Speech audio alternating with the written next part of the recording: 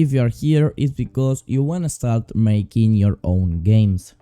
Congratulations, you have reached the correct place. Creating video games is even more difficult than you think. If you say that making one will take a year, actually it will take 2. Developing games usually takes twice as long as you thought they would originally take you. So, are you going to give up your dream to be a game developer? When creating a game is taking more time than expected, it's usually because the game is too big or complex to make as a beginner. What is the solution to this? Start small. Your first game shouldn't be a perfect AAA game with a lot of mechanics, shaders, etc. You have zero experience making games, you haven't developed the logical thinking a programmer needs or how to complete and publish a game. We maybe have this idea that every single game made by a developer has to be perfect and complex. But when you're starting, this is nearly impossible. Do you think that the first game made by Notch, the creator of Minecraft, was Minecraft? No, he had made a lot of other games and projects before Minecraft. He started with small projects and then increased his level until making an incredible game like Minecraft. So, firstly start by doing small games like Pong and Flappy Bird, and then you will be able to make more difficult and more fun video games. Create a simple but addictive mechanic. Don't complicate yourself too much. Think about games that have been a hit mostly in mobile phones. They aren't too complex. The key in that games is keeping the simplicity so that anybody can play it and at the same time making the player addictive to that game. In addition, by keeping the simplicity, the developing time is also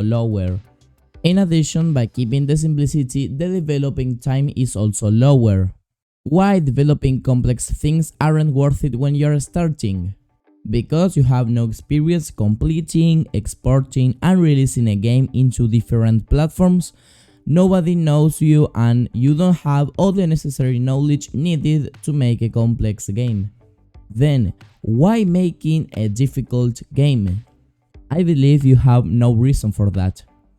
Anyway, let's say that you make a perfect and complex game, you upload it to the Play Store. And then, who knows you? Who knows your game? It doesn't really matter if the game is good or not. Firstly, you need people to know you. The best way of doing so is by uploading a considerable amount of games to the Play Store that are simple so that you can upload a lot. As a result, you gain experience publishing and creating your games and people start to know you.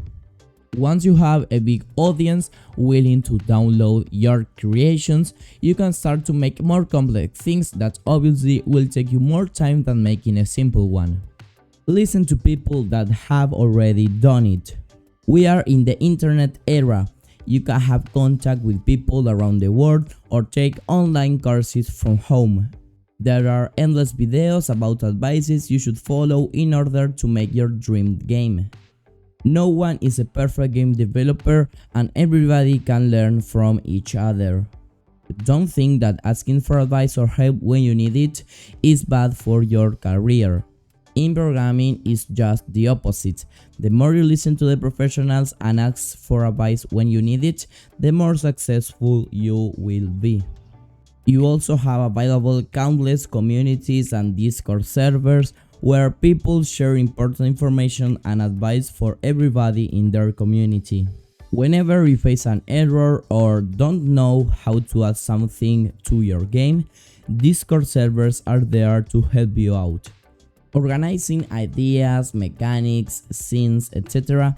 is difficult when you don't really know or don't have nothing programmed or created.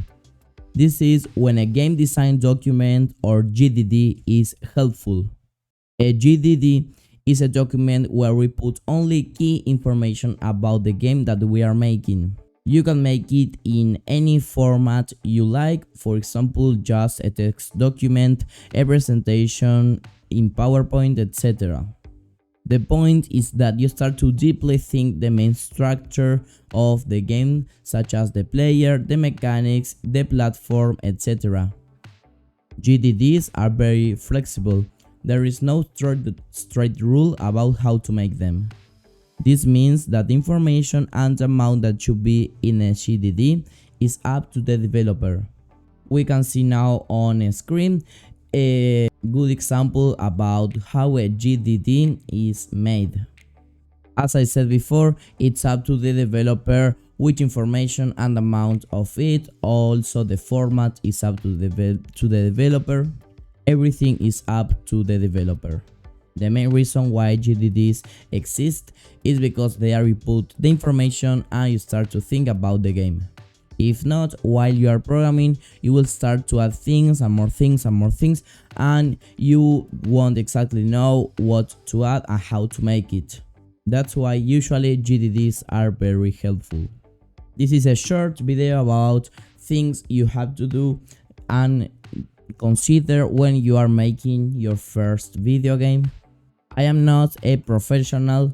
I've been making games for about 2 years and I've only published one on the Google Play Store, and you can download it from the link on the description below. Before making this video, I had watched a lot of other videos like this. This is because I wanted to give you important and verified information. Remember, as I always say, to subscribe to the channel if you want more content about programming. Also follow me on TikTok and join the Discord server. All the links are in the description below. And see you on the next one. Bye bye.